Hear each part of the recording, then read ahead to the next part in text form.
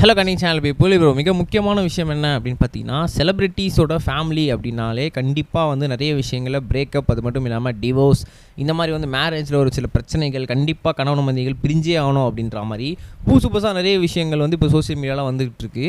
ஏன் அப்படின்னு கேட்டிங்கன்னா, நாங்கள் பார்த்த பழக்கினால் நமக்கு தெரியாத நிறைய செலிப்ரிட்டிஸ் வந்து இப்போ அவங்களோட ஒய்ஃப் கூட கண்டிப்பாக இல்லை, அவங்க யாருமே ஹஸ்பண்ட்ஸ் கூட இல்லை. அப்படி இருக்கும்போது எல்லாமே தனிப்பட்ட முறையில் மியூச்சுவலாக பிரிஞ்சு தனித்தனியாக வாழ்ந்துகிட்டு இருக்காங்க. அந்த வரிசையில் இப்போ நம்மளோட ஜிவி பிரகாஷ் அவர்கள் காலையில் எழுந்த உடனே எல்லா தலையிலையும் கல்லை தூக்கி போடுற மாதிரி, நானுமே வந்து அந்த கூட்டணியில் இணைய போகிறேன், என்னோடய ஒய்ஃபை விட்டு டிவோர்ஸ் ஆக போகிறோம் மியூச்சுவலாக அப்படின்னு சொல்லிட்டாங்க.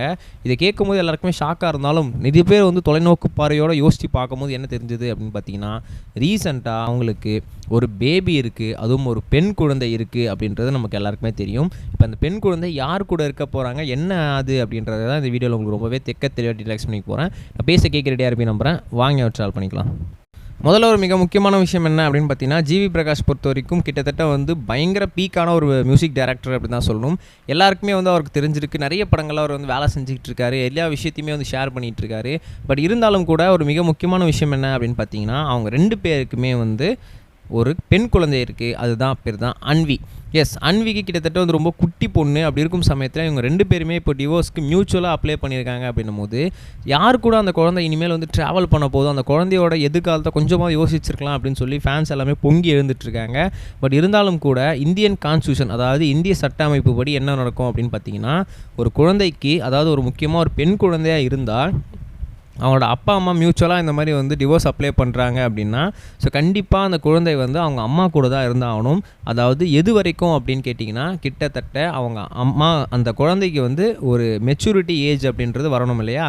அதாவது ஒரு 18 வயசுக்கு மேலே, ஒரு 20 வயசு வரைக்கும் கூட அந்த குழந்தை வரைக்கும் கண்டிப்பாக அவங்க அம்மா கூட தான் இருக்கணும். அதுக்கு ஒரு மெச்சூரிட்டி பீரியட் அப்படின்னு வந்ததுக்கப்புறம் தான் அந்த குழந்தை யார் கூட இருக்கணும் அப்படின்றத டிசைட் பண்ணுதோ, அதுக்கப்புறமா அந்த குழந்தை வந்து அவங்க கூட இருந்துக்கலாம். மற்றபடி வந்து அது வரைக்கும் கம்பல்சரி அவங்க அம்மா தான் அந்த குழந்தைய பார்த்துக்கிட்டு ஆகணும் அப்படின்ற மாதிரி ஒரு மியூச்சுவலான ஒரு ரெஸ்பெக்ட் அப்படின்றது எல்லாருக்குமே இருந்துக்கிட்டு இருக்கு. ஸோ கண்டிப்பாக வந்து இனிமேல் வந்து அவங்க ஜிவி பிரகாஷ் சாரோட ஒய்ஃப் தான் வந்து அந்த அன்வியை பார்த்துக்க போகிறாங்க அப்படின்றது நமக்கு எல்லாருக்குமே தெரியுது.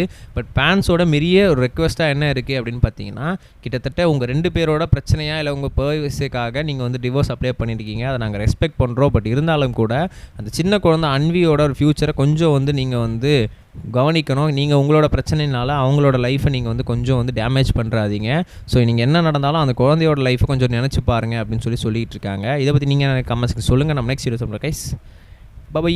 இது வரைக்கும் கனெக்டிங் டிவிக்கு சப்ஸ்கிரைப் பண்ணனா மறக்காமல் சப்ஸ்கிரைப் பண்ணிக்கங்க. உடனடி அப்டேட்ஸ் பெறுவதற்கு நோட்டிஃபிகேஷன் பெல்லையும் கிளிக் பண்ணிக்கங்க.